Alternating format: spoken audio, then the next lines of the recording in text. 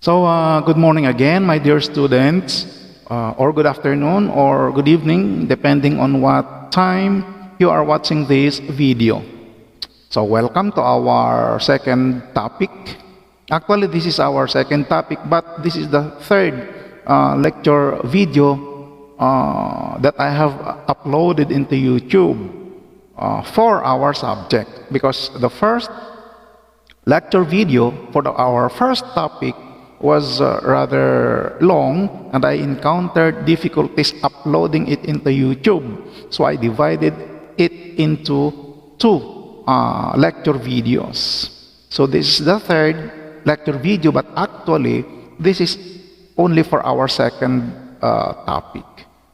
And so at this point, our discussion will focus on the different perspectives and approaches in the study of human development. As already mentioned in our previous discussions, the study of human development can pose challenges to us, no? Because human development is a complex process. It involves so many sub-processes. It is influenced, it is affected, it is determined or shaped by so many factors. And since we do not have our own explanation for the complexities of human development, we get the help of theories and perspectives, no? So that we will have a basis for formulating our own explanation of the different aspects of development. Perspectives, as already mentioned before, is a way of looking at something. It is a point of view. Yan. Punto de vista.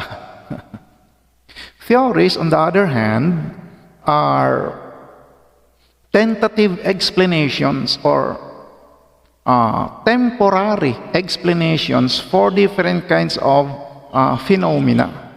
We say temporary, we say tentative, because they have not yet been established as truths or principles. They are called theories because they have not yet been finalized. They can be refuted by other psychologists later, or they can also be confirmed to be true by other psychologists later. So a theory can be right or correct, but it can also be wrong or false. That is what a theory is. It is a tentative or temporary explanation of something.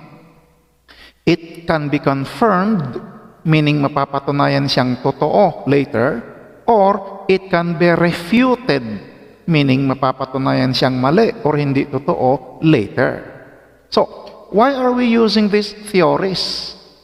When they can be proven to be wrong, or they might be proven to be wrong later.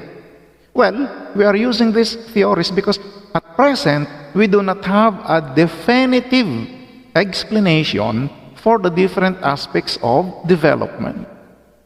Psychologists, educators, scientists are still in the process of studying the complexities of human development. Maybe in the future there will come a time that everything will be settled as truth. So they will become principles, they will become laws. But at the moment, at present, we do not have yet these things yet. So we settle on theories. They become the basis of our understanding of the different aspects of human development. One thing we should remember, one thing we should understand about theories is that, as already pointed out, we we do not have to accept them as gospel truth. No? As a matter of fact, we can formulate our own theories regarding human development. No? But as we go on with our studies, with our discussions, we will come across different theories of human development. You may agree with them, you may accept them as true, or you may also disagree with these theories and do not accept them as true because you have read other theories that contradict these theories in our texts, in our books, in our classroom discussion, I mean. So ganun po ang theories.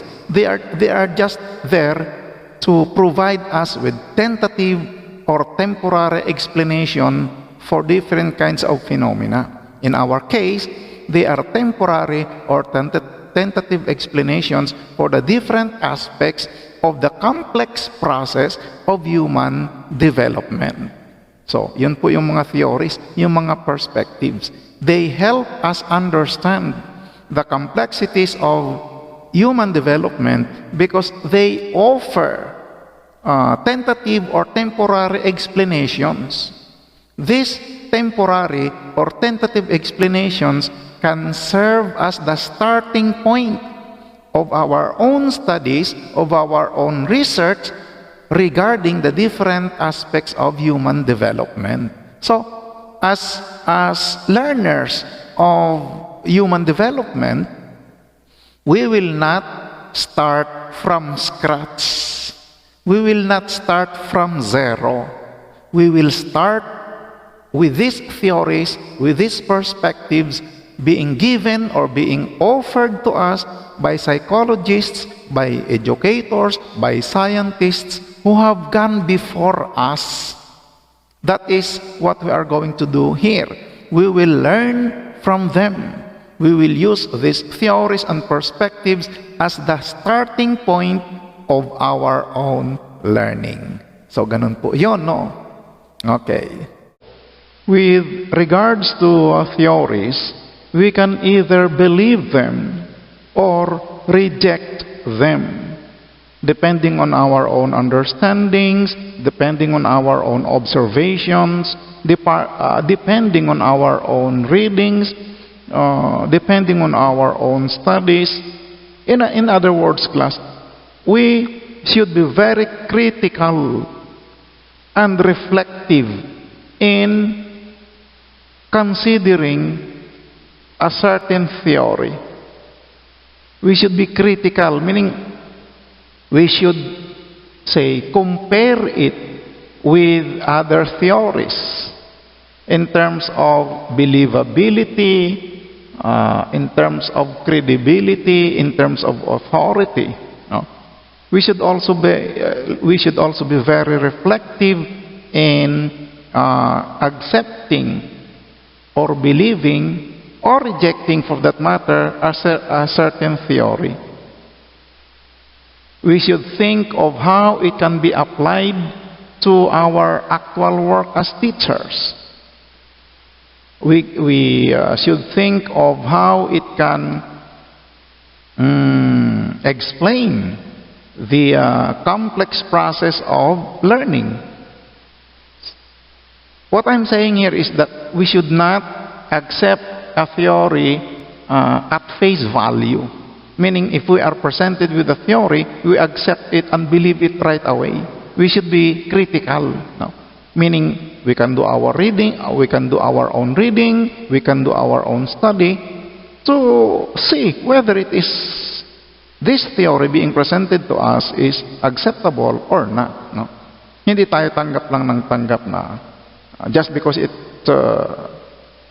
comes from a certain psychologist, we will already accept it as true right away. No? Hindi yon critical consideration. Dapat ay maging maingat tayo. As already mentioned, theories can be correct or wrong. They can be confirmed later and they can also be refuted later. So our first and foremost consideration is always suitability and applicability. Suitability to teaching and learning. Does this theory really explain the behavior of my learners based on other studies, based on my own observations, based on my own readings? Yeah. Is it really applicable inside my classroom with the kind of learners that I have? Does this theory find application inside my classroom and in my actual work as a teacher? Yeah.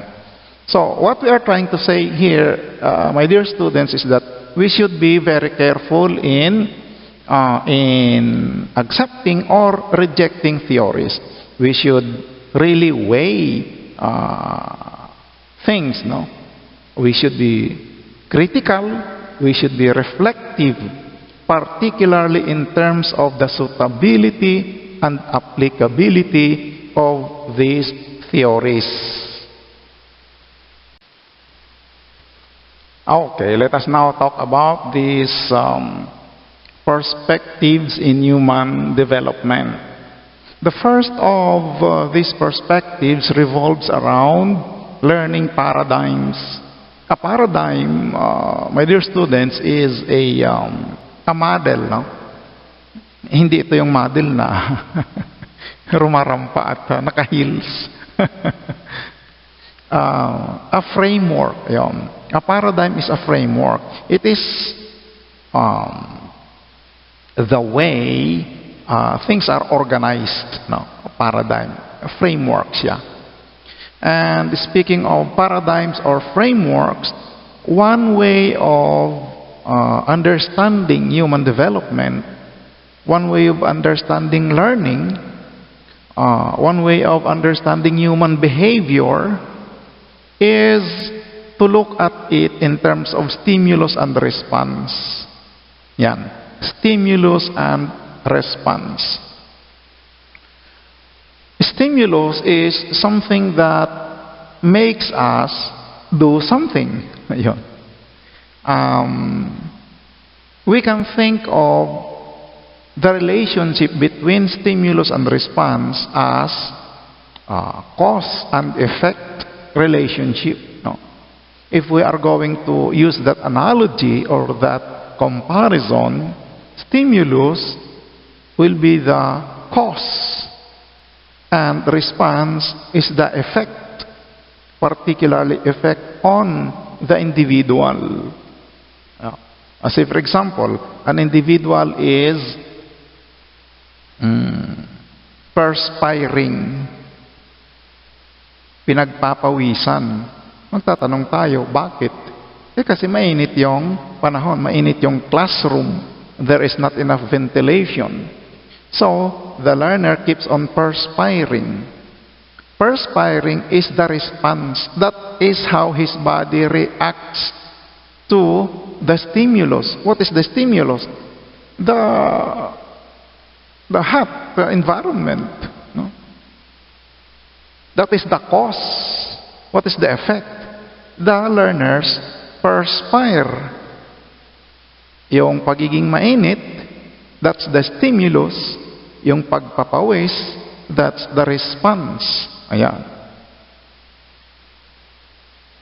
So we can think of stimulus and response as cause and effect. Ayan. According to the thinkers and educators and psychologists that we are going to mention and discuss shortly, human behavior is primarily determined by stimulus. The way we behave is determined by the things that affect us internally and externally. Yeah. We might think of the relationship between stimulus and response as linear or simple. However, this is not true. No? Stimulus and response, especially the relationship between them and its their effects on the individual, is complex. No? And that is why we are going to try to understand some of these complexities as we go on with our discussion of the different ways by which different kinds of stimuli produce different kinds of responses among individuals, particularly to learners. Human behavior is primarily determined by stimulus and response. So it is very important for us to understand these concepts, especially so that we are trying to learn the nature of our learners, no?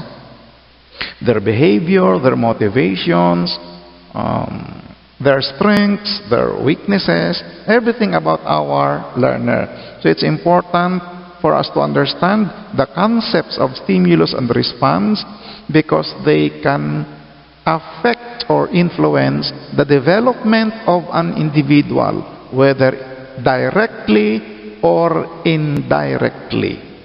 Okay.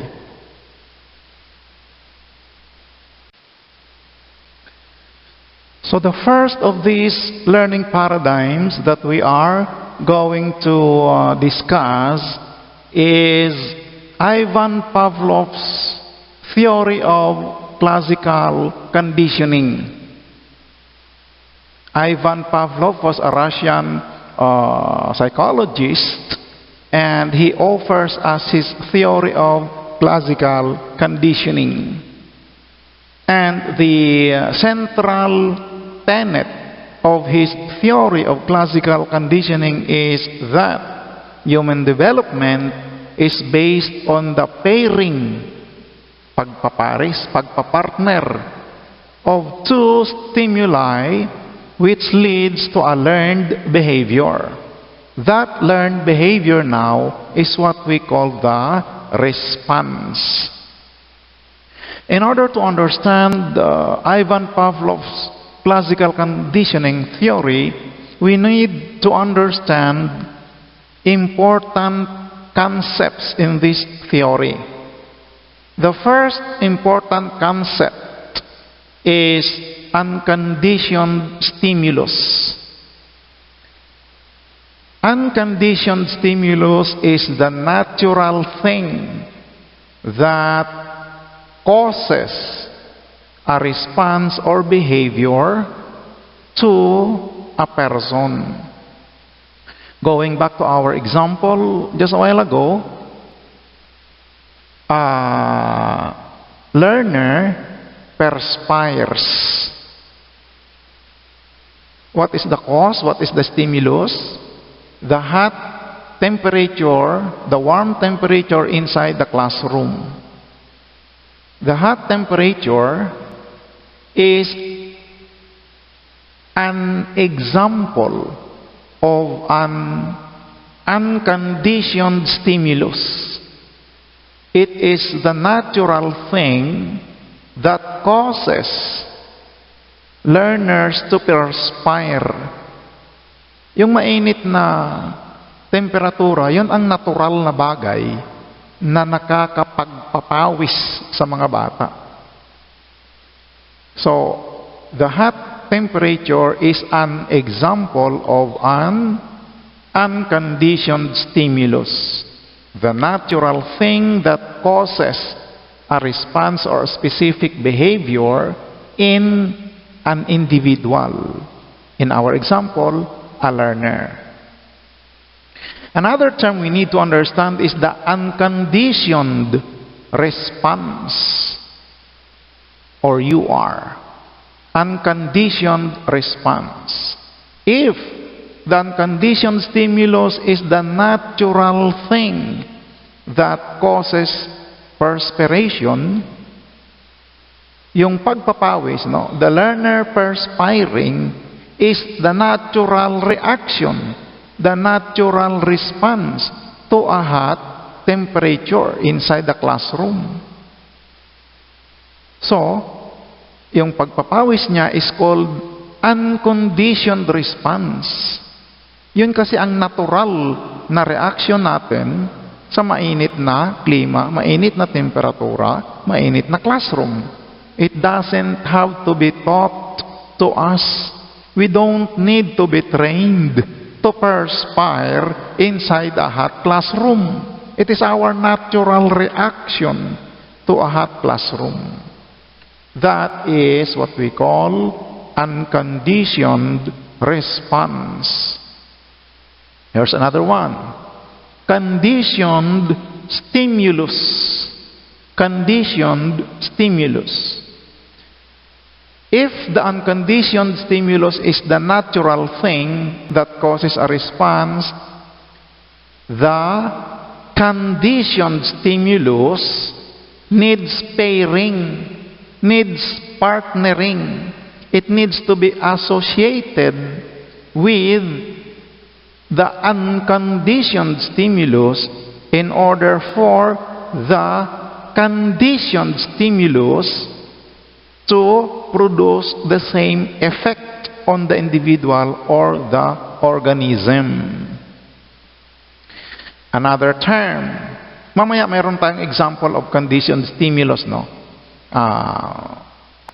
Tapusin muna natin yung terminologies. So, conditioned response is the learned reaction or response to the conditioned stimulus. Yung kaninang unconditioned response is the natural response. It doesn't have to be learned. The organism, the learner, doesn't have to be taught or trained to respond or react that way. Dito sa conditioned response, this is a learned reaction. The individual must learn. He must be taught, he must be trained to respond in a certain way. Okay. Here is an illustration of how those concepts relate to one another. These illustrations will show us the basic concepts in Pavlov's theory of classical conditioning. So, before conditioning, ibig sabihin, bago matuto ng bagong behavior yung organism. In our example, in our illustration, we see a dog, we see a food, a bowl of food. Now, you look at this. There's a bowl of food, and the dog is salivating. Siya ay naglalaway. Yung kanyang paglalaway, the dog salivating is a natural reaction to the sight of food, or to the smell of food, or to the expectation of food. Yun namang food, it is the natural thing that causes salivation among dogs. Yung food, yun ang natural na bagay na nakakapagpasalivate sa mga dogs. The food here is called the unconditioned stimulus. Wala tayong binago sa kanya. It is the natural thing that causes salivation among dogs. Yun namang paglalaway ng aso, it is an unconditioned response. It is the natural reaction. It is the natural response of a dog to food. It doesn't have to be taught. It doesn't have to be trained. It doesn't have to be, what do you call this? Ayun nga, taught and trained, no? To salivate at the sight, at the expectation, at the smell of food. Natural sa aso yun eh. Hindi naman kailangan, aso, ito ang pagkain, maglaway ka na. Hindi na kailangan gawin yun because automatically, naturally, the dog will salivate at the sight of food. Yun ang natural niyang reaction eh. So yung food, is an unconditioned stimulus. Wala tayong ginalaw, wala tayong binago. That's the natural thing. Ganon din yung kanyang salivation. Unconditioned response. It is the natural reaction to the sight of food. Wala tayong binago, wala rin tayong itinuro sa aso. Hindi na kailangang turuan ng aso na mag-salivate at the sight of food. It will salivate on its own because it is its natural reaction. It is its natural response. Hence the term unconditioned response to the sight of food. Pasukan natin ang bagong element. Okay. So, the unconditioned stimulus is now being paired with a neutral stimulus. Yun namang neutral stimulus, it does not have any effect on the organism. In our illustration, the dog, no? The tuning fork is a neutral stimulus because it does not have any effect on the dog. It does not cause, it does not elicit any response from the dog. Ano naman ang gagawin ng dog sa tuning fork? Diba? So walang epekto yun sa kanya. Hence, no salivation. No conditioned response. Wala siyang reaction sa tuning fork. Kasi it does not affect him in any way at all. It does not satisfy any need. It does not give him any pleasure. So, the tuning fork is a neutral stimulus, and since there is no reaction from the dog, there is no conditioned response yet. Wala pa siyang natututuhang reaction towards the tuning fork. Now, during the process of conditioning, the tuning fork and the food will be paired. Ang ibig sabihin, they will be presented to the organism, they will be presented to the animal simultaneously, so that the dog, the organism, will form a connection or association between the food, which is an unconditioned stimulus, and the tuning fork, which is a neutral stimulus. Halimbawa, bibigyan ng food, and then after, mas maganda yatang unahin yung tuning fork, no? You will create a sound using the tuning fork. Ting! Walang epekto yun sa dog because it's a neutral stimulus. It does not benefit anything from that sound, from that object. And then, immediately after that, we give the food to the dog. And then we do it repeatedly. We do it regularly. Ting! We sound the tuning fork. Ting! And then the food immediately follows. Ting! Food. Ting! Food. Ting! Food. We do it repeatedly. How do you think will the dog respond to the tuning fork after enough number of repetitions? Wala pa ring epekto sa kanya? Hindi pa rin siya maglalaway? After enough number of repetitions, the dog will form a close connection or association with the tuning fork and the food. He will form association between the food, unconditioned stimulus, and the tuning fork neutral stimulus.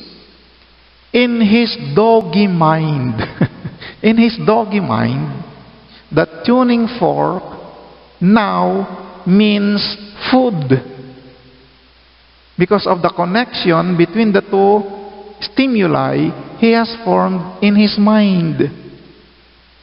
In his doggy mind, the tuning fork and the food has become one. So when the dog hears the sound of the tuning fork, he salivates because in his mind it now means that the food will immediately follow. So he now reacts to the tuning fork the same way he reacts to the food itself. The dog's reaction to the sound of the tuning fork is now called conditioned response. Bakit conditioned response na ngayon? Kanina naglalaway din siya sa food Conditioned because it is now a learned behavior. He has learned to salivate at the sound of the tuning fork. Hindi naman natural na ugali ng aso na mag-salivate pag nakakarinig ng tuning fork In our example, the dog has learned it through constant repetition. Kinailangan nating ituro yun sa kanya. We needed to teach it to him. We needed to train him to salivate upon hearing the sound of the tuning fork. Ngayon, yung paglalaway niya as a reaction to the sound of the tuning fork is what we call conditioned response. It is a learned response. It is a learned behavior. Isinaksak natin yun sa kanyang utak Ikinondisyon natin yung kanyang isip to salivate upon hearing the sound of the tuning fork. Hence the term conditioned response. Yun namang tunog ng tuning fork or the tuning fork itself is a conditioned stimulus. Bakit siya conditioned? Because it is not the natural thing that causes salivation among dogs, or with this particular dog in our illustration. The tuning fork is not the natural thing that causes salivation. We had to teach or train the dog first to react to the tuning fork. So the tuning fork is a conditioned stimulus because it is not the natural thing that causes salivation among dogs. So that is the whole point of Pavlov's theory of classical conditioning. Okay, you may ask, how is this related or connected? How is this connected to education? Anong connection ng mga asong ito sa trabaho ko later as a teacher? How will I apply this to my work as a teacher? What is the connection between me and this theory, or between my learners and this theory? Well, as already mentioned, our behavior is primarily determined by stimulus and response. And we can observe this in our learners, especially in terms of, say, physical environment, teacher-student behavior. Halimbawa, bigay tayo ng isang example. Teacher-student behavior. Say, for example, the teacher is a terror teacher. Talagang terror siya. Learners are really afraid of him. Gawin nating lalaki, para hindi magalit yung mga female teachers or female students. Yung teacher talagang terror, malupit. Talagang kinatatakutan mga estudyante. As a matter of fact, every time, halimbawa si Juan, every time Juan is inside the classroom, attending class under this teacher, he suffers from anxiety. Siya ay nai-stress, natatakot, halos manginig. He cannot concentrate very well on the lesson. Dahil nga yung teacher, terror, natatakot si Juan. So, the class, instead of becoming a source of learning, becomes a source of stress or anxiety. So, in Pavlov's theory, let us identify the concepts first. Doon sa ating example, saan doon yung unconditioned stimulus at saka unconditioned response. So remember unconditioned stimulus is the natural thing that causes a behavior. Yun namang unconditioned response, it's the natural reaction. So, ano ang naging reaction ni Juan? Siya ay na-stress, he feels anxiety. Natural na reaction yon sa isang terror na teacher. So, in our example, ang pinaka-unconditioned stimulus natin ay yung behavior ng teacher. It is the natural thing that causes stress on anxiety or anxiety. Yun namang stress or anxiety is the natural reaction, at least in the case of Juan, natural reaction to a terror teacher. So wala tayong binabago pa dyan. Wala pa tayong tinuturo kay Juan. We don't need to teach or train Juan. Juan, teacher mo, terror.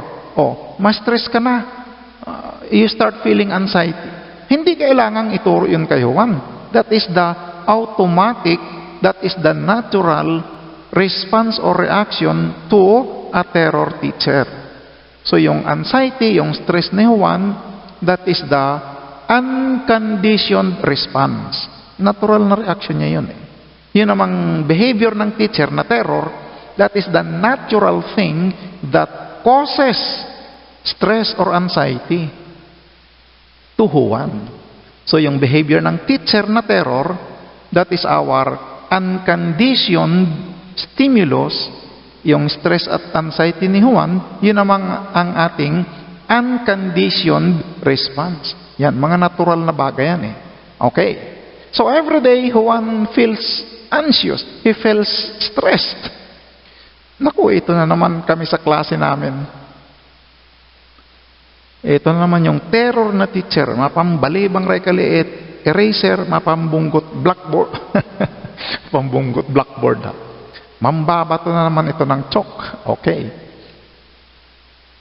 Because of repeated experience, Juan begins to associate his entire schooling experience with the teacher and his stressful experiences inside his classroom. Ang ibig kong sabihin, class, yung kanyang anxiety, Juan does not feel stressed or anxious inside the classroom alone. He begins to feel stress even outside that classroom. Even if he is in the library, even if he is in the playground, even at home, he begins to feel that stress. He feels that anxiety. Meaning that feeling is now with him almost all the time. Pagising niya sa umaga, maisip niya lang napapasok siya sa school. Maisip niya lang yung school, nai-stress na siya. Hindi pa niya naiisip yung teacher. He has not even gone to school. He has not even entered the classroom. Stressed siya kaagad. Kasi Juan has now come to associate his entire schooling experience. He has now associated the entire school with that stressful feeling. He has associated the entire school with the behavior of the terror teacher. Maisip niya lang na papasok siya, pupunta siya ng school, stress siya kaagad. Even before he actually goes to school, even before he actually enters the teacher's classroom, even before he actually attends class under that terror teacher. Stressed siya kaagad kasi in his mind, the teacher, specifically the undesirable behavior, that behavior and his entire schooling experience have become one. Sa isip niya ay magkapareho na yung buong eskwelahan at saka yung behavior ng terror ng niyang teacher. Kasi paulit-ulit, every day of his life as student, may classes doon sa teacher, palagi siyang stressed, palagi siyang puno ng anxiety. So his life as a student has become stressful. And he carries with him that stress, he carries with him that anxiety wherever he goes, within the school, within the compound, within the premises, within the school grounds, kahit saan siya magpunta doon sa loob ng school. As a matter of fact, even if he goes home, he still brings with him that stress, that feeling of anxiety. So kinaumagahan, paggising niya, stress siya kaagad. Kasi nagkapareho na sa kanyang isip eh. Ayun. So, yung kanyang feeling of stress, feeling of anxiety, as a reaction to the thought of the school, not the teacher, ha? Nakaka-feel na siya ng stress at saka anxiety. Ang naiisip pa lang niya ay school pa lang. So, the thought of the school is now a conditioned stimulus. Yung kanyang stress, yung kanyang anxiety, as a reaction to the thought of the school. Not the teacher, not the teacher. Ang iniisip niya ay yung eskwelahan, pero na-stress na siya. So yung kanyang stress, yung kanyang anxiety, as a reaction doon sa pagkakaisip niya ng school, is now a conditioned response. Yun namang school, the thought of the school is a conditioned stimulus. Kasi yung eskwelahan, hindi yun ang natural na bagay that causes anxiety. It is not the natural thing that causes stress.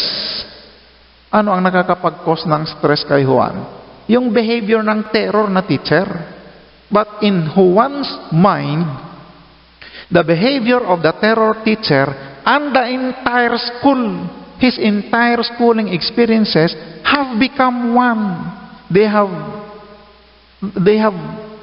come to mean one and the same thing because of constant repetition. Naghalo na sila, naging isa na lang sila sa isip ni Juan. Yung teacher na terror at yung buong eskwelahan, including all his schooling experiences, naging pareho na sa kanyang isip, and all of these things cause anxiety. Yun po ang example natin ng theory of classical conditioning as propounded by Ivan Pavlov. What this further implies is that as teachers, we must make the learning experiences of our learners as desirable as possible. The physical environment, the psychological environment, no? Meaning the kind of relationships that prevail inside the classroom, they should all serve to motivate our learners to learn. The conditions existing inside the classroom should all motivate our learners to learn. So, as teachers, we benefit from Pavlov's theory. Alam natin na yung environment is a very important factor in learning. So, halimbawa sa ating classrooms, yung mga simpleng requirements na lang, proper lighting, proper ventilation, comfortable chairs.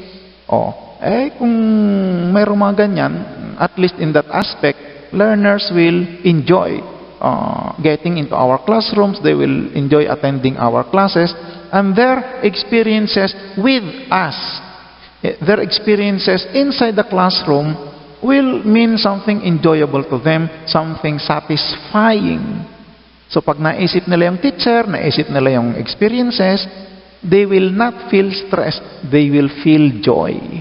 They will feel excitement. Excited silang pumasok kay sir, kay ma'am. Because they know, they are expecting already that they will have a very enjoyable, very meaningful, even memorable learning experiences under you as their teacher and in their classroom under your supervision. So ganun po yun. That's one thing we can learn or get from Pavlov's theory of classical conditioning. Okay, so the second learning paradigm we're going to discuss is B.F. Skinner's theory of operant conditioning. Skinner's operant conditioning theory operates on the principle of rewards and punishments. The basic idea, the central idea in this theory is that our behavior is shaped or highly influenced by our expectation of rewards and punishment. As you can see in our slide, let me read it to you.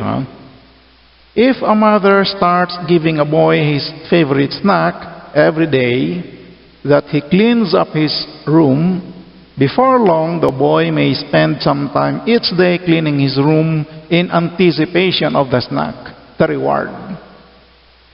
So here we can see the boy's behavior is cleaning his room, influenced by an expectation of a reward, the snack. If the behavior is not manifested, in other words, if he does not clean his room, the opposite may be given to him.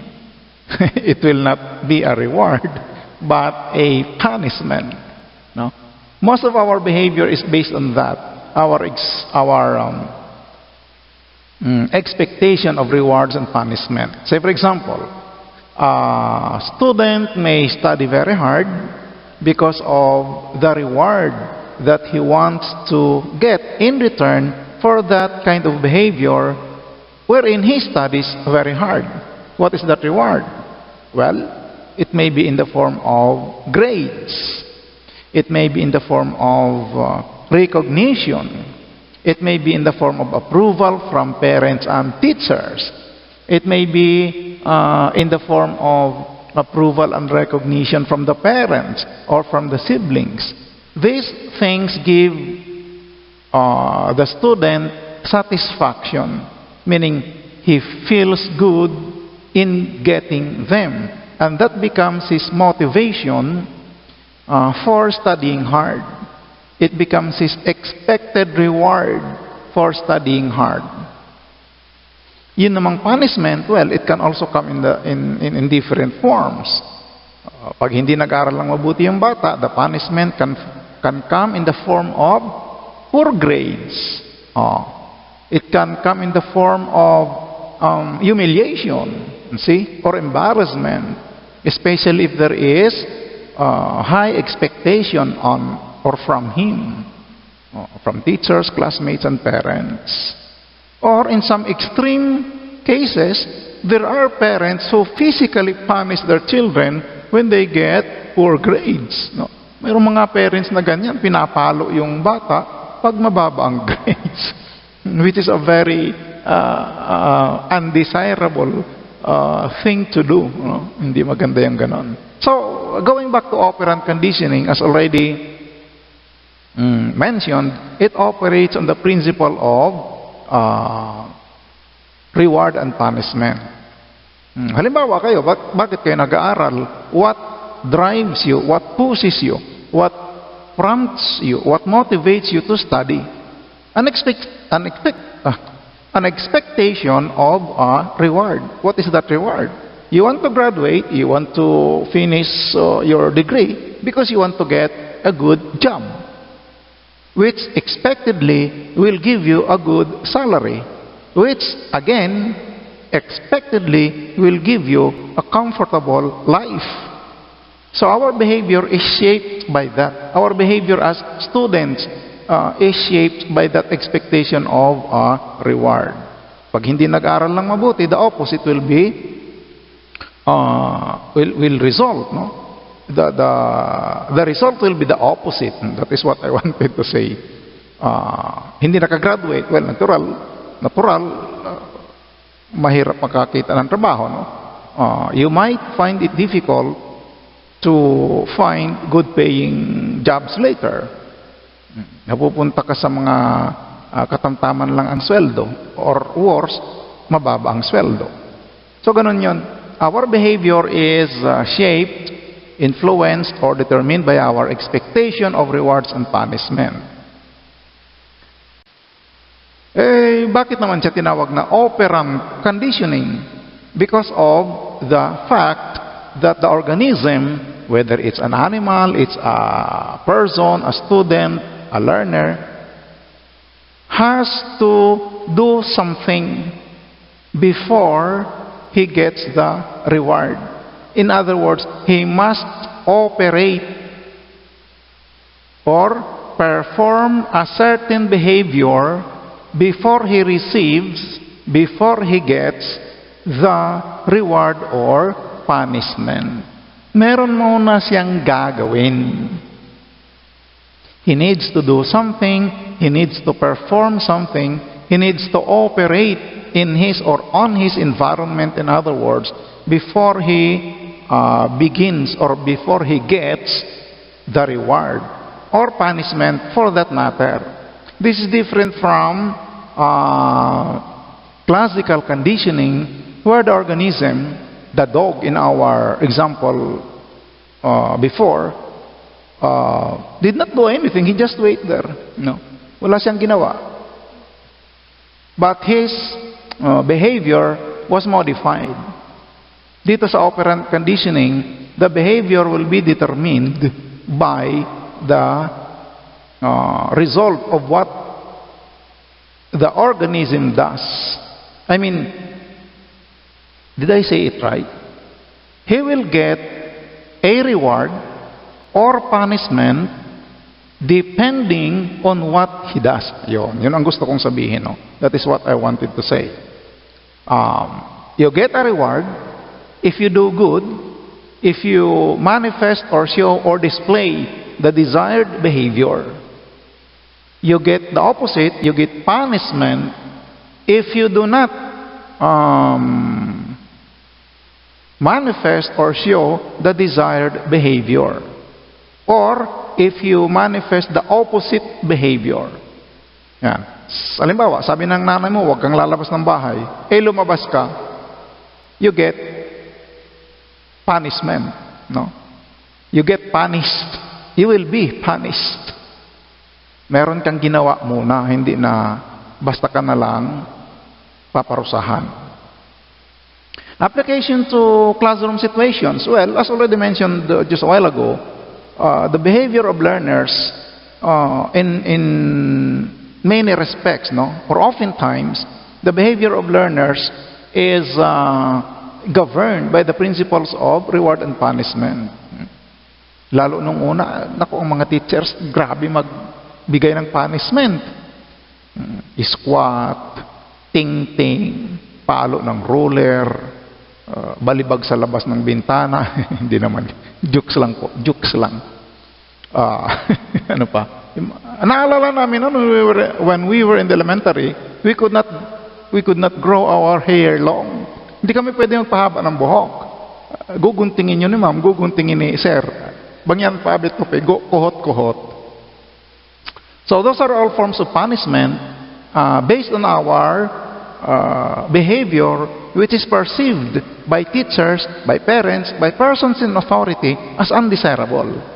Pero pag yung behavior natin is perceived by them as desirable, we are given rewards. Halimbawa, gusto ng teachers, behave tayo, nag-aaral, gumagawa ng assignments. So, ganun din tayo sa ating mga learners later. Now, we can use this principle, the principle of reward and punishment. I just want everybody to remember to be very careful in giving punishment. It is prohibited to give physical or bodily or corporal punishment to students. It is prohibited by law. You can be terminated from the service. You can be kicked out of the teaching profession if you do that. No? Bawal na po yan. Tingtingin mo yung bata na halos matanggal yung kanyang tenga. Bawal po yun. Kahit hindi halos matanggal, masaktan lang yung bata. If you pinch his ear, that is prohibited by law. No? You can be charged, you can be sued by the child or by the parents. Bawal na po yung mamalo ka ng ruler, escortin mo yung mga bata, paluin mo ng tsinelas, batuhin ng eraser. These are all prohibited by law. Kahit nga yung pagmumura lang, if you embarrass or humiliate a student in front of the class and it traumatizes him or her through that experience, you can also be charged. Pwede kang mareklamo. No? Bawal po yun. So let us remember that in giving punishment, we should be very considerate, we should be very humane, no? Makatao. And we should be fair. No? If you punish a student for one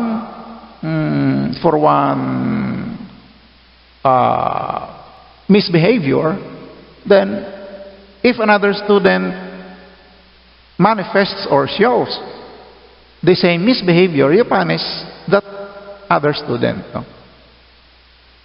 Kapag si Pedro ay na-late, may binigay kang punishment, halimbawa, minus points or something. Pag si Pablito naman ang na-late, ay bigyan mo rin ng punishment, no? To be fair. So, yun po yun. So, again, going back to our lesson, the theory of operant conditioning by B.F. Skinner operates on the principle of reward and punishment. Our behavior is determined to a large degree, to a large extent, by our expectations of rewards and punishment. Yeah. So, yun po yun. Okay, the third learning paradigm we're going to discuss is Albert Bandura's social cognitive learning theory. This theory by Albert Bandura emphasizes that children learn through observation and imitation.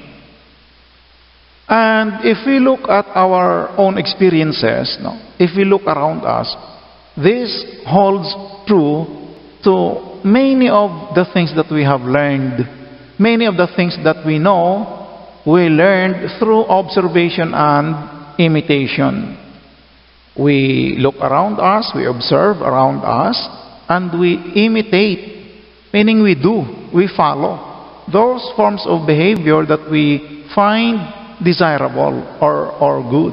No? This kind of learning can be seen in the way children learn language. How do people generally learn language? Through observation. We observe, we listen to how people speak a particular language. And the more we are exposed to such language, we retain many of them in terms of sounds, structure, vocabulary. And then after a while, we become knowledgeable enough to speak, meaning to imitate the people who speak the language.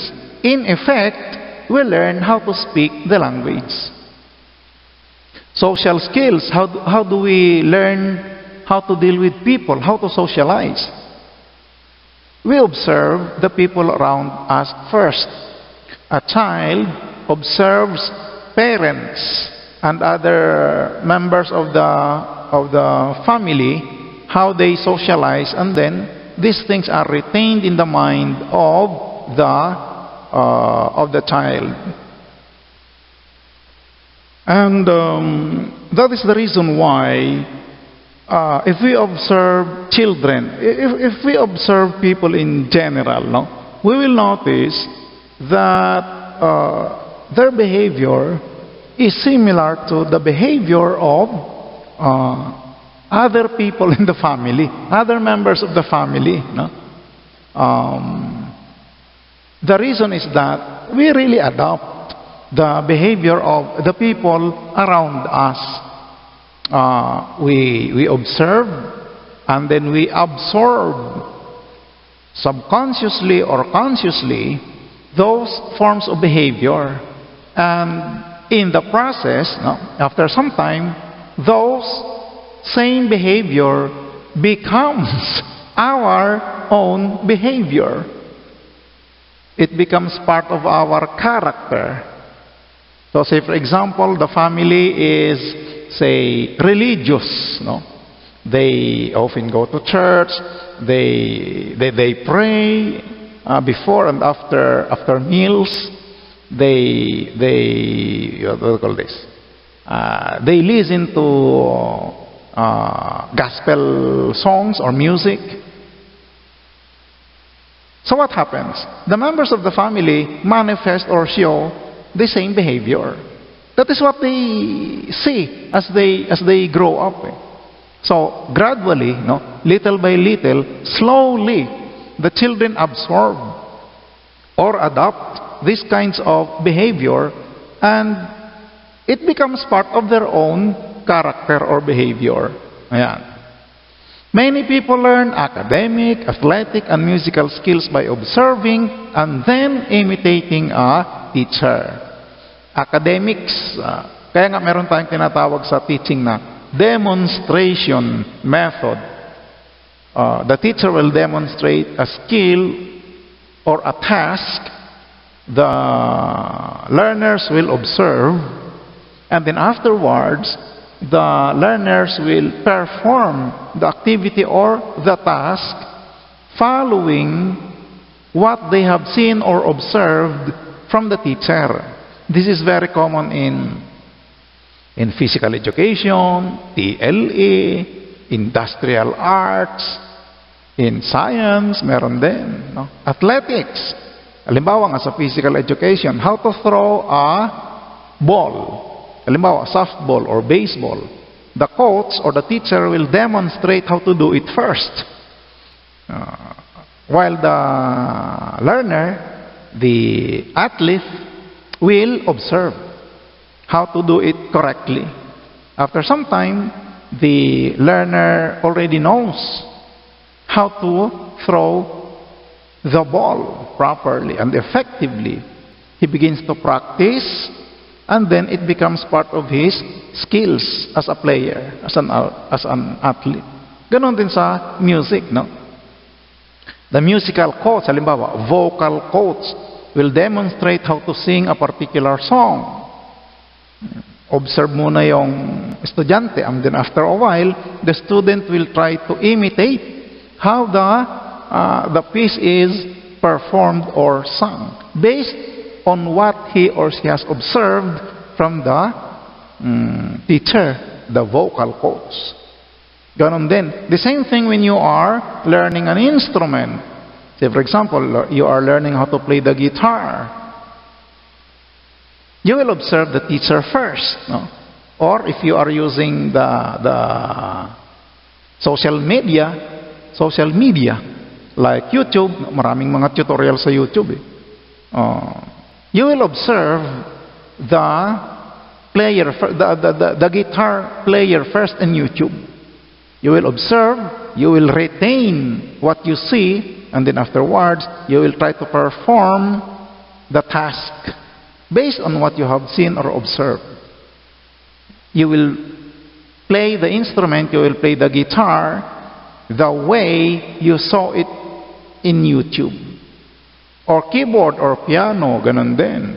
You observe a teacher first how the instrument is played or how a particular piece is played, and then afterwards, ikaw naman ang tutugtog. That is social cognitive learning theory, the essence of which is observation and imitation. Learning through observation and imitation. And as the other two learning paradigms, yung naunang dalawa, the first two, classical conditioning and operant conditioning, this type of learning, social cognitive learning theory, also plays a very important role in a child's personality development.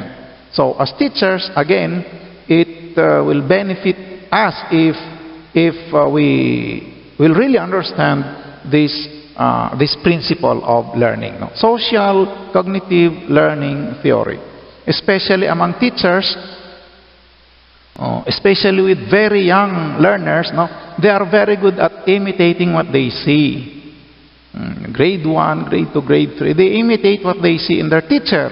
Say for example, in pronunciation, sabi ng teacher, okay class, this morning we are going to learn how to count from 1 to 10. 1 to 10 lang muna.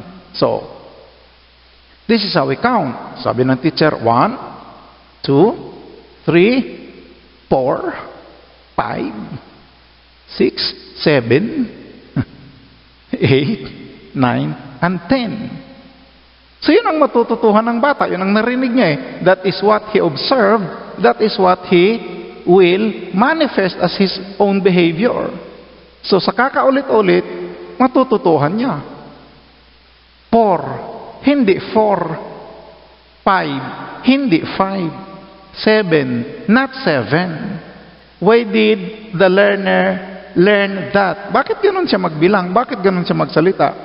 Because that is what he observed and learned from the teacher. Sabi ng teacher, 1, 2, 3, 4, 5 eh. Ay di ganun ang sasabihin ng estudyante, 1, 2, 3, 4, 5. Pag sinabi ng teacher na 1, 2, 3, 4, 5, that is also what the learner will learn.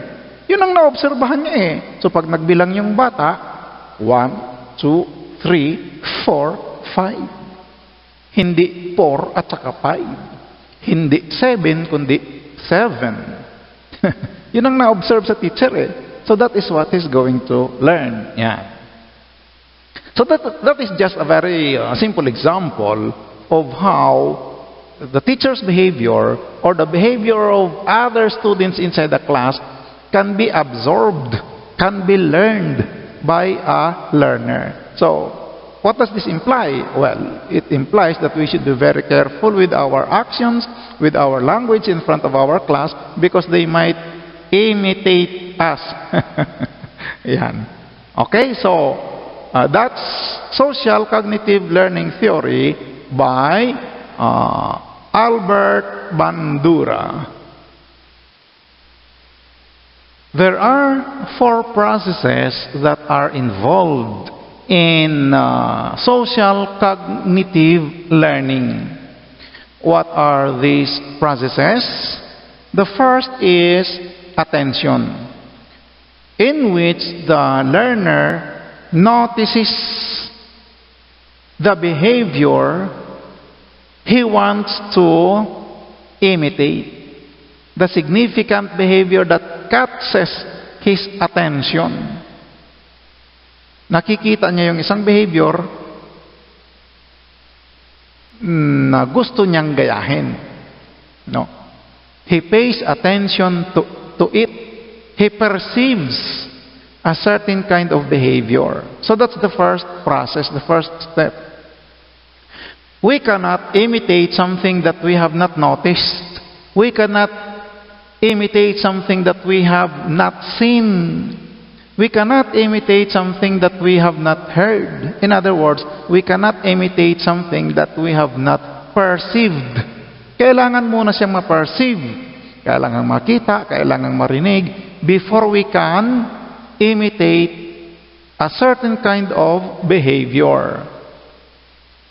Retention. So nakita na. Ano mangyayari ngayon? That behavior that he has seen should be retained in his memory. Ibig sabihin, it must stay in his memory.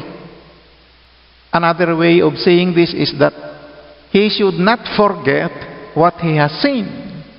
Kasi pag nakalimutan, ay paano ma-imitate yun? Ay nakalimutan na nga. So say for example, going back to our example a while ago, playing the piano. Nakita mo sa YouTube. Ganito pala ang C na chord.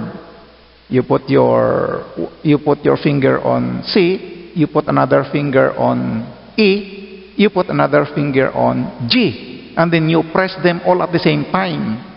Ang tunog niya ay C na chord. Yan. Punta ka na ngayon sa iyong piano. Kasi na yun. Kita mo sa YouTube eh. But you forgot how the chord is formed. Paano mo siyang ma-imitate ngayon? Paano mo siyang magagaya? You have already forgotten how the chord is formed. Naku, ano nga yung pipindutin ko dito? Nakalimutan ko. Anong mga keys? Saan dito? Hindi mo na siya ma-imitate because it was not retained in your mind. It was not retained in your memory.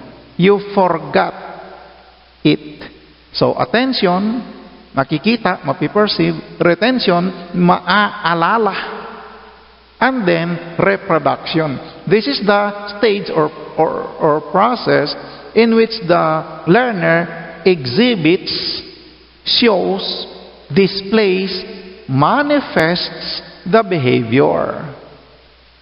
Yung nakita niya, naalala niya, na-retain, gagawin niya ngayon. Now, going back to our example.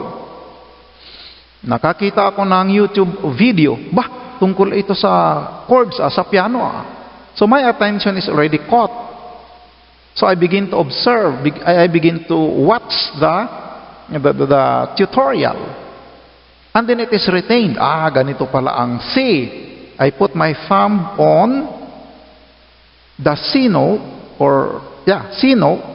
I put my middle finger on the E note, and then I put my pinky, my little finger on G, and I press them all at the same time. Ang resulta, ang tunog ay C na chord.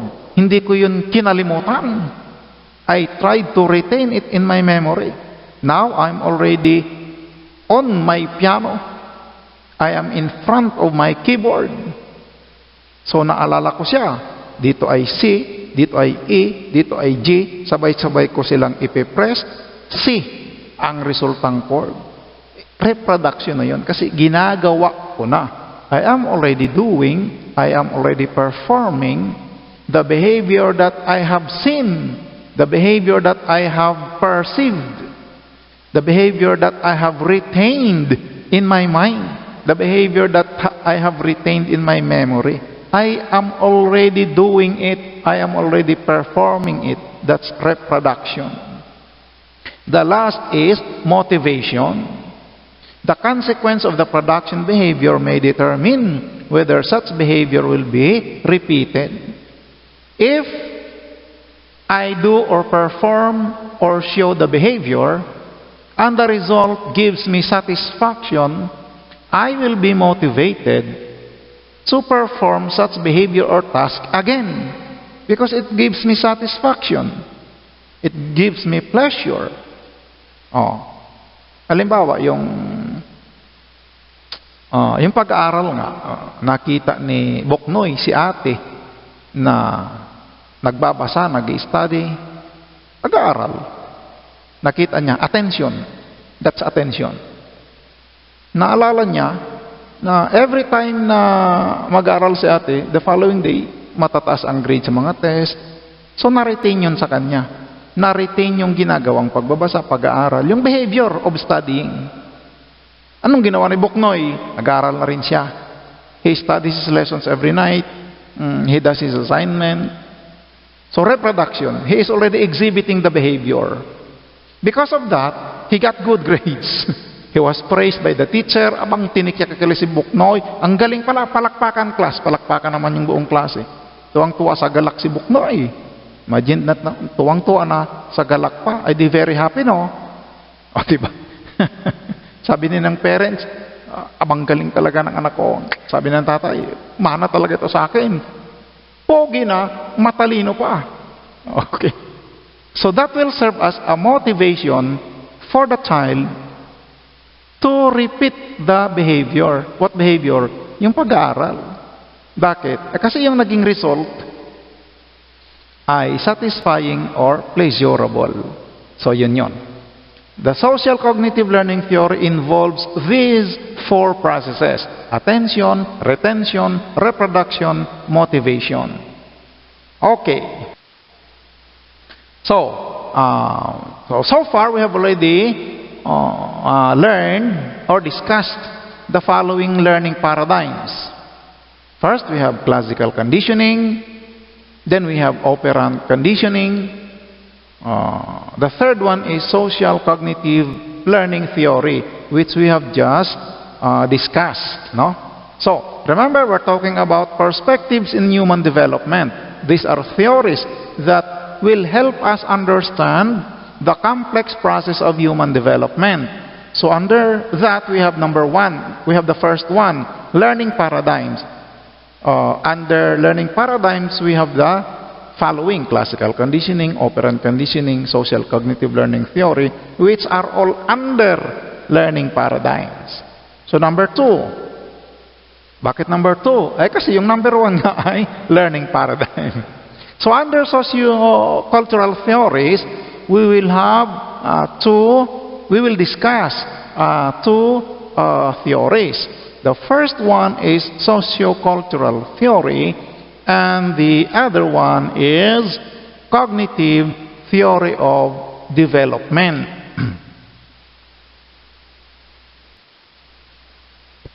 Sociocultural theories highlight the collective experiences of people found in the same cultural orientation.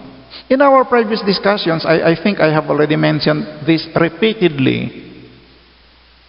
Human development is a complex process. It is influenced by so many factors. Biological factors, historical factors, maraming nakaka-apekto sa kanya. One of these factors are classified as cultural factors. Culture has a very significant effect or influence on one's development. Examples of this are in the language that we use, the way we communicate, yung ating mga social norms. Why do Filipinos kiss the hands of their elders? Bakit tayo nagmamano? Yun ang kultura natin eh. Bakit yung mga bata ganon ang ginagawa? Because that is what they see in their parents, their brothers and sisters. That is what they see around them. Kasi nga, it's our culture. So, all of these things are gradually absorbed and learned by the individual and becomes part of his own behavior. Cognitive, affective, yung cognitive, it pertains to the mind. Cognitive tasks are tasks of the mind, no? Halimbawa, thinking, memorizing, analyzing. These are all cognitive tasks. They are all done by the mind. Cognitive yan lahat. Yung affective, it refers to our emotions. The things we feel, our feelings, our emotions are all affective aspects of our personality. Our behavioral experiences, this can change within us depending on the cultural circumstances, cultural background we find ourselves in. No? Yung ating behavior as persons, our character as persons, were shaped or was shaped by culture. To a very great extent, we are a product of our culture. This can be seen in our values. This can be seen in our traditions. No, the way we think about our experiences, about people, about life in general, reflect our culture. No, halimbawa sa mga Filipinos, no, we put a very high premium on education. Parents will go to great lengths to send their children to the best schools they can afford. Kultura ng Pilipino yan. It's part of our culture as a people, as Filipinos. We put a very high premium on education. So this is reflected in our behavior. Aral mabuti ang mga bata, no? They really persevere in their studies. There are students who work and study at the same time, just so they can finish a degree. No, there are students who study 1 year, quit the next, save money, enroll again, quit the next year to work and save money again for the following academic year. Meron mga ganyan. So, yung kanyang 4 years na kurso ay nakukuha niya ng mga 8 years, 9 years. But in the end, he graduates. He finishes his degree. Why do we do that kind of sacrifice? Because we put a very high culture on education. Filipinos see education as one way of getting out of poverty. Yeah. Filipinos think that education is one way of getting prestige for the family or respect from people. Ganyan yan. Kultura natin yan. Sa ibang bansa, kung hindi ka graduate, okay lang. Diba? May mga millionaires, mga billionaires, hindi naman sila graduate. Some of them are even dropouts. Ay paano naka-imbento ng isang gadget or naka-design ng isang software. Ayun, naging milyonaryo. So, ayun. Going back to our lesson, no? Sociocultural theories. The whole point here is that our behavior, to a very great extent, is the result of cultural conditioning. We are what we are because of the culture we grow up in. Yeah. Okay, so the first theory under that is sociocultural theory by Lev Vygotsky. Russian ulit, no? Yung mga Russians talaga, mga ski sa katapusan. Sociocultural theory of Lev Vygotsky. Yeah. He emphasizes the role of social interaction, particularly in facilitating cognitive development of children. Social interaction, the process by which we mingle with one another as persons, as people, especially in the family. That is where we start, the family. So that is where we learn our first behavior, our first skills like speaking, our first abilities, no? Ability to walk, ability to hold things, things like that, no? Things like those, I mean. We learn all of this in the family, no? And then after a while, we grow up, we go out, we meet other people, we socialize with them again, and there along the way, we pick up bits and nuggets of behavior, and we gradually absorb them, and then they become a part of our own behavior. Yeah, and that is how culture affects us, no? unconsciously, we adopt certain forms of behavior, especially if we see them all the time. Yun ang ating na-observe. That is what we observe around us. That is what people do around us. So gradually, little by little, they become part of our own behavior through the process of observation and imitation. Yeah.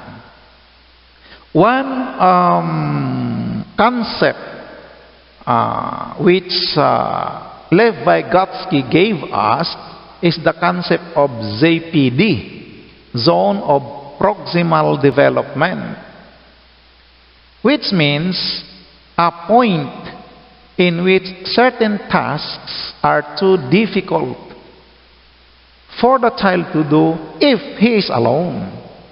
But if he will be given assistance, if somebody will help him, he can do it. Kung siya lang solo, hindi niya kayang gawin yung task. Pero kung mayroong mag-a-assist, take note of the term mag-a-assist. Hindi na yung siya ang gagawa noong task para sa bata. It is still the child who will perform or do the task. But with guidance, with assistance, maybe with supervision from somebody else, such as a parent, an older sibling, a teacher, or anybody else who knows the task. No? Yun ang ibig sabihin ng zone of proximal development. It is a point in learning in which a certain task is too hard or too difficult for the child to do alone. If he is alone, it would be too difficult for the child. And in all probability, he cannot do it alone. Pero pag mayroong mag-a-assist, mayroong tutulong ng konti, mayroong mag-guide, magagawa niya. A very simple example at home. The child is learning how to tie his shoes. Hindi siya marunong, hindi niya kaya kung siya ay solo lang. But if the mother or the father or si ate or si kuya will help him, he can do the task. He will be able to tie his shoes successfully with guidance, with assistance from another person. That assistance, that guidance or supervision or help from another person is termed scaffolding by Vygotsky. And the other person giving the scaffolding is called the MKO, or the more knowledgeable other. This more knowledgeable other can come in the form of, it may be a parent, a father, mother. It may be an older sibling, si ate, si kuya, or another member of the family who can give him scaffolding until he is able to do the task successfully, even if the child is going to do it alone. So, yon. We as teachers often give scaffolding to our learners. Halimbawa, you have a student who finds difficulty in reading. If he is reading alone, he cannot attack words, he cannot tackle words. In other words, he cannot read very well if he is alone. But if you will assist him, help him with some words, help him with difficult syllables, he can read. So yung point na yon, na hindi siya makapagbasa ng solo, pero nagagawa niya kung mayroong mag-assist, tutulong sa kanya, such as the teacher, nakakaya niyang basahin. That point in his learning is called the zone of proximal development. Yung assistance naman na binibigay ng teacher, yung kanyang tulong, yung guidance niya, yung kanyang supervision, yung kanyang direction, Ang tawag naman doon ay scaffolding. And the teacher giving assistance is called the MKO. More knowledgeable others. I think we will understand the concept of zone proximal development better in this diagram. So diagrammatically, our objective is learning. Diba? Bakit tayo nagtuturo? Because we want our students to learn. So learning on the part of the students is the primary objective, no? It's the primary goal. So we start with what is known. Teka, learning pa lang, bakit what is known? Ano pa ang ile-learn dyan kung known na? Well, what is known refers to prior knowledge, yung dati ng alam ng estudyante. Halimbawa,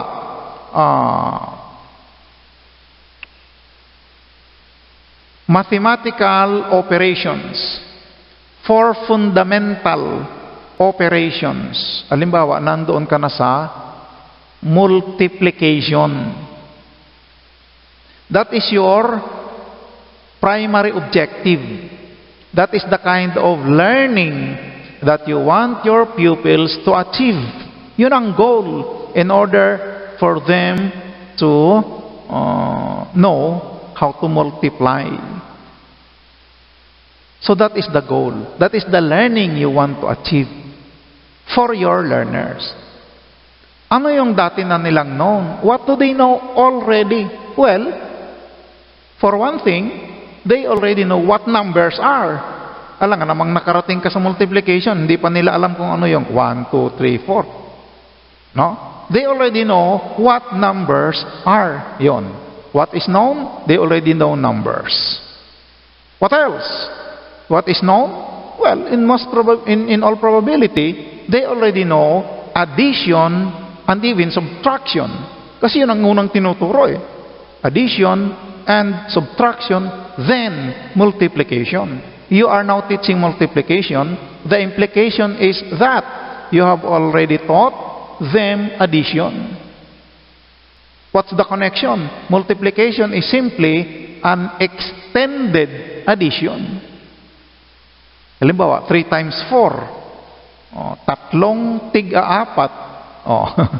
Di ba yun ay equivalent to 4 plus 4 plus another 4? Di ba 12? They already know that. Yun ang mga nandoon sa what is known.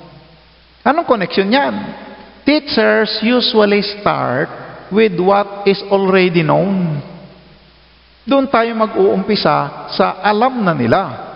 Hindi na tayo babalik sa class, itong number na ito, ang tawag dito ay 1. Ito naman, drawing ko sa blackboard, you call this 2. Ang ibig sabihin niyan, 2. Hey, we will not go back to that anymore. That's already known. Alam na nila. So, papunta na tayo doon sa learning. Yung what is not known. That's the target of learning. That's the objective. Kasi nga, hindi pa nila alam. Our objective is in order for them to learn that. So, mag-umpisa tayo doon sa what is known. They already know how to perform addition. Di mag-umpisa tayo. I-explain natin that 3 times 4 is equivalent to 4 plus 4 plus 4. Pwede ring 3 plus 3 plus 3 plus 3. Parehong 12. So, maunawaan ng bata that the concept of multiplication is simply an extended addition. Ay marunong na sila ng addition. All they have to do now is to extend that knowledge, to reshape that knowledge so that they can accommodate multiplication as a new process. Yeah. So in the process of giving examples, giving explanations, giving exercises, giving drills, the learners will shift from what is known to what is not known. Yung dati nilang hindi alam, yung dating not known, which is multiplication, will now become known. That's learning. Saan tayo nag-umpisa? Doon sa zone of proximal development. They can already perform addition. So they can process numbers by themselves. However, they find it difficult to perform multiplication because it is a new concept to them. It is a new process to them. It is new to them. What does the teacher do? The teacher gives scaffolding. The teacher gives assistance. This scaffolding may come in the form of examples, explanations, discussion, demonstrations. Kahit anong gawin niya, basta yung hindi nila alam, yun ngang multiplication, ay magiging alam na nila in the end. Yan. Yung not known or unknown becomes known. That's learning. At saan tayo nag-umpisa? Doon tayo sa zone of proximal development. Sometimes this zone of proximal development is also called the teachable moment. The teachable moment. Kasi yan yung point na meron na silang alam na konti at dadagdagan na lang, i-assist na lang ng teacher so that they will learn a new behavior, they will learn a new process, they will learn or gain new knowledge or new information, which is learning. Yeah. See? Skills too difficult for a child to master on his, her own. Kung siya lang mag-isa, hirap na hirap yung bata, matutuhan yung multiplication. But since the teacher, the more knowledgeable other, is there to provide guidance, to provide encouragement, to provide assistance, to provide direction, to provide supervision, yung mahirap na task para sa bata, dahil solo nga lang siya, ay nagagawa niya with the help of the teacher. Of course, after the child is able to perform the task alone, halimbawa, natutuhan na niya, marunong na siya ngayong mag-multiply, the teacher gradually detaches himself. Tatabi na ngayon yung teacher. Hindi pwedeng forever ay nandun siya giving scaffolding. The teacher has already achieved his objective, yung learning. The child has already learned how to multiply. Tapos na yung kanyang pag-scaffolding. Another lesson. New lesson ulit. Yan. So, panibago na namang scaffolding, panibagong lesson, panibagong examples, panibagong discussion, panibagong explanations. Everything is new kasi there is a new lesson. Pero yung multiplication, the child already knows that. It's already part of his learning. It's already part of his knowledge.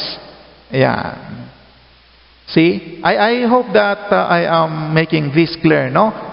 Particularly the concept of zone of proximal development. It ay point sa learning ng isang bata na nahihirapan siyang gawin ng isang task kung solo lang siya. But with the assistance of a teacher or a parent, a more knowledgeable other, he can perform the task. And then afterwards, kapag natutuhan na niya, i-detach na, mag-dissociate na yung more knowledgeable other. And he will leave the child to perform the task alone. Multiplication, o yan, marunong ka mag-multiply ha? Ikaw na lang mag-multiply ngayon. I-practice mo yan. Have some exercises from our book. Parang gano'n, no? So that your learning will be reinforced. Yan. It will be retained even more in your mind. It will be retained even more in your memory.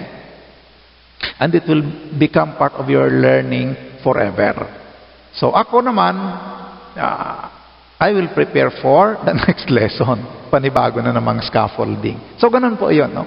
Zone of proximal development, scaffolding, more knowledgeable other. These are the terminologies that we need to understand and remember in relation to Lev Vygotsky's social learning theory, sociocultural learning theory. Here's another graph that will show us the concept of zone of proximal development. So tingnan nyo ito, where the learner is. Yung where the learner is, yun yung kanyang current or present ability. Yeah. Yun namang tinutumbok ng arrow papunta sa right side. It is learning. It is the task that he needs to learn. Yan. Eh bakit nasa gitna ang zone of proximal development? Kasi nandyan yung point na nahirapan siyang gawin yung task if he is alone. But with the scaffolding provided by the teacher, the learner will be able to perform the task successfully later.